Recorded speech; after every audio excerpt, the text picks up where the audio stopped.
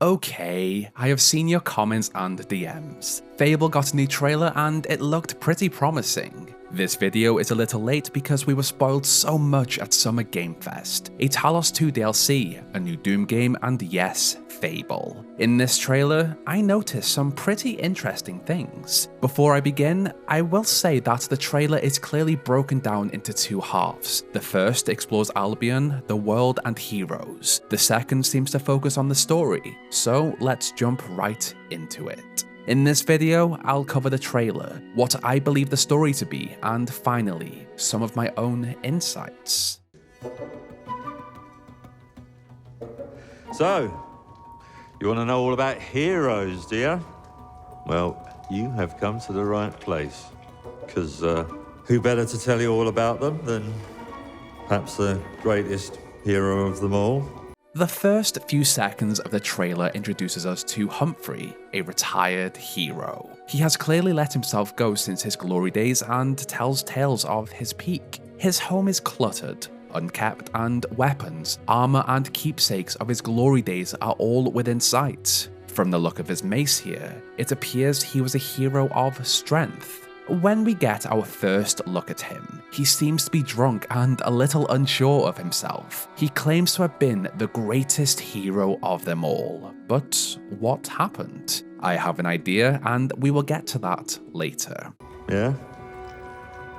There he is, in all his finery. He signals towards a painting of him as the Grand Hero. Now, the painting here is pretty interesting. In the original Fable, the paintings within the Chamber of Fate were used to document and signify important moments in the story. Whether your home village was massacred by bandits or you got married, they were there as a reminder. Anyway, Humphry appears to be a good guy, and while this painting may not be an accurate representation of the size of his mace or his appearance at that time, the cape he wears may be important. Again, keep that in mind for later. As a retired hero, Humphry tells his tale. What should be noted is his necklace. Could this be our first look at a guild seal? In the previous games, this item allowed the heroes of the guild to communicate with their peers and even teleport to Collis Gates. A little theory here too. I believe he maybe lives at the Heroes Guild. The icon is everywhere. This would also make sense with my theory for the story.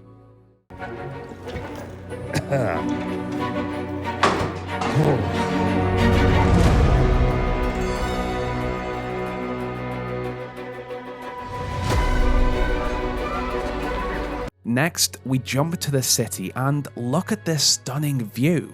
A Bowerstone-esque castle and a pretty faithful vision of Fable 2 and 3's building style. I also love these populated streets, and what is this? A signpost with a paper on it.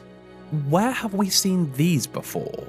The ability to purchase properties in all Fable games was a pretty important part of earning gold, and the way to purchase these buildings were through signposts and pieces of paper outside of them. You could live in them, move in your spouse, and have a child. If it was a business, you could earn money from it, the same as if you wanted to rent out a house. Please let this be a feature.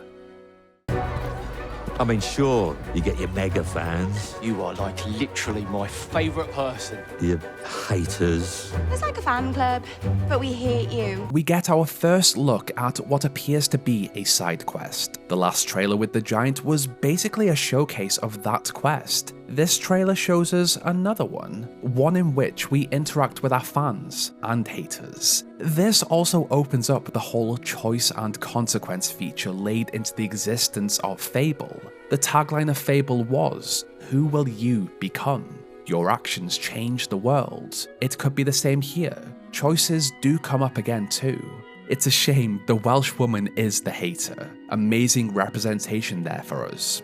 Your chances. This may be just a throwaway joke, or it could be an indication of relationships. Some of my favourite memories in the Fable series have been through the relationship mechanic. On one of my Fable 3 playthroughs, I married someone, we adopted a child, and everything was fantastic. Then I agreed to play co-op with my sister. She launched the Vortex spell mixed with the Ice Storm spell, and my partner ended up dead on top of the Brightwater Tavern roof. Co-op was a blast. And the occasional giant toad, for some reason. But it's more than that. It's about the choices you make. This part sounds pretty ominous, kind of like he regrets one of these choices. The word choice being integral to Fable, something we'll explore a little later in relation to Humphry. I'm a hero. I should do what I want.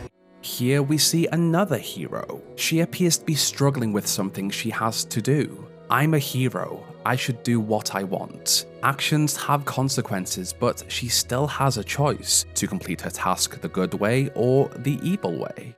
You thought you could save her? You know, it's your life and death stuff. Another insight into a quest here. While I won't dive into my theories of what this side quest could be, it is interesting that the first shot shows him being spoken to by our hero in the city, and the second shows him in a cave. This guy was also in the last trailer. Our hero stole his beer. That's what defines you, isn't it? This shot is pretty interesting. Humphry concludes his speech about choices defining who we are, as we see the bottom of him in his armor and mace that was shown to us earlier, looking down at a terrified man. Humphry has told this tale so far as though he is recounting what he has experienced and observed. Really, stays with you. This moment in particular could be a very important choice he made that he regrets. He's remorseful here. This second half of the trailer appears to focus on the story of the game. I knew this one hero. I took her in when she had nowhere else to go. It picks up with a stunning shot of our hero walking through a forest. There's also a nice thatched roofed house in the distance. What I should point out is that going forward, Humphry does talk about a hero, but the hero he speaks of is not us. I knew this one hero. I took her in when she had nowhere else to go. Welcome to the most exclusive club in all of Albion. As the Guildmaster, Teresa or Walter kind of role in this game, Humphry is likely responsible for discovering and training new heroes. We are one of them, but it appears there was one before us, the one he speaks of. His red cape is missing. Interesting. Welcome to the most exclusive club in all of Albion. I would like to think that this is a section of the Heroes Guild, the most exclusive club in all of Albion. Humphry may have also given us the sword that has been shown in all trailers. This trailer shows it as new as we acquire it, and the first trailer showed it rusted and abandoned after it had been used to kill someone. Thought I'd get her out there, make the most of her gift.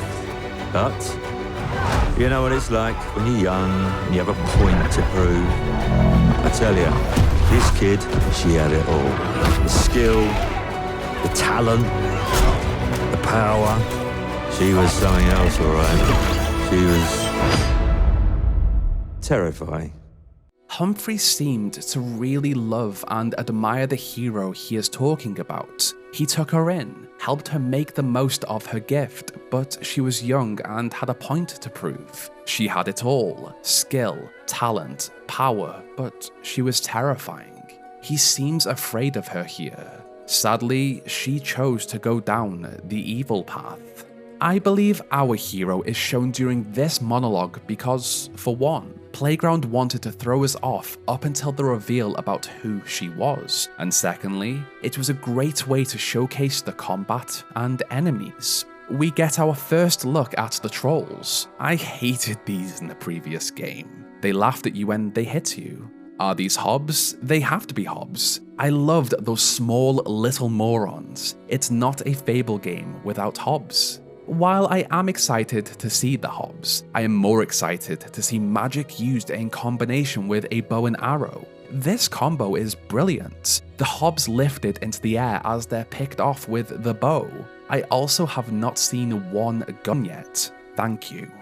We get some swordplay with maybe a finishing move. She catches the bolt from this bandit's crossbow and launches it back. And finally back to the troll. Seems that it was controlled by some sort of worm. So, yeah, I knew this girl once who made all the wrong choices. Humphry. She's back.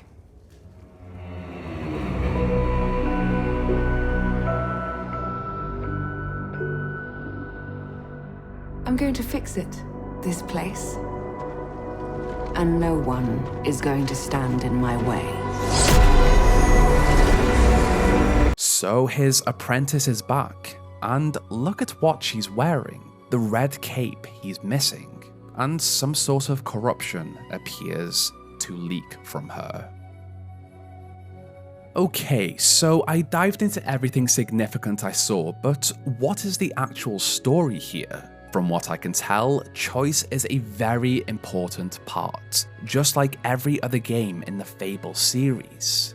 It appears that Humphry worked for or with the Heroes Guild and brought in young heroes. In Fable 1, we were a child when we were taken to the guild after we thought our family was massacred. He trained one of these young heroes and was amazed with the power she possessed. She also took his cape at one point. This could have been a gift, or it could be infused with magic. She had skill, talent, and power, but she made some pretty bad choices, during which this scene could also be important to the story.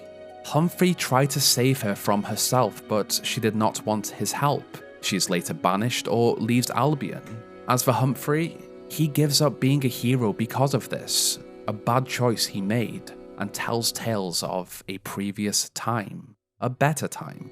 He later discovers our hero, comes out of retirement, and helps train our protagonist, and tells them stories of other heroes and the villain of this game he created. Then she returns, and there's something not quite right with her. That was my breakdown and analysis of the trailer. I could be completely off, but we'll see.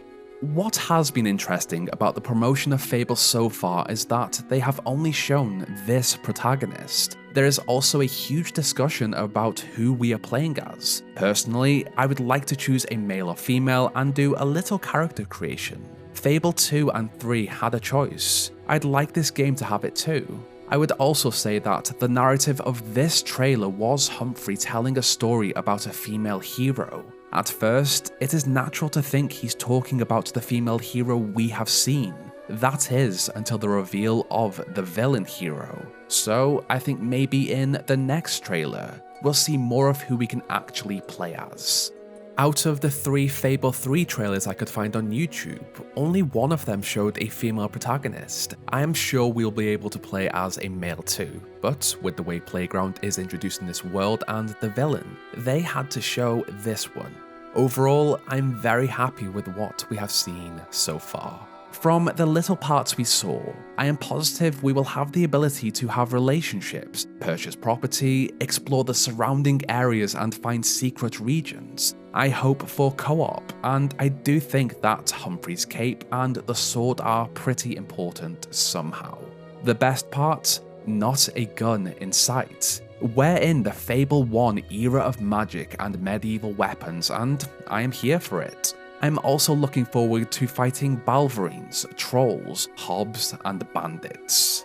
That was everything I had to say really. This is much shorter than one of my normal videos. It's Fable, I used to be a Fable channel, and you know I'll always explore these. If you like this sort of thing and enjoy Half-Life, Doom, Quake, Portal, and generally any kind of boomer shooter, I also cover them on this channel. Finally, I'd like to thank my gold tier patrons and channel members: Jonas, Lewis, Queen Arby, Fluffy the Dragon, Chicken Guy 791, Ruben Mendoza, Duke, Toadnut, Oren X, Azu, Karatana, AJ, Verona, Comfy, BG Games, Apravis, Arnis, Blaze of Glory, Cole Sherman, Yali Rodriguez, Nabar, 501st Clone Boy, Drakey Phoenix, and Logan Scott. What did you think of this trailer? Is the cape important? And what would you like me to cover next? Please let me know in comments below. This is where our story ends. Chat back soon for a new one.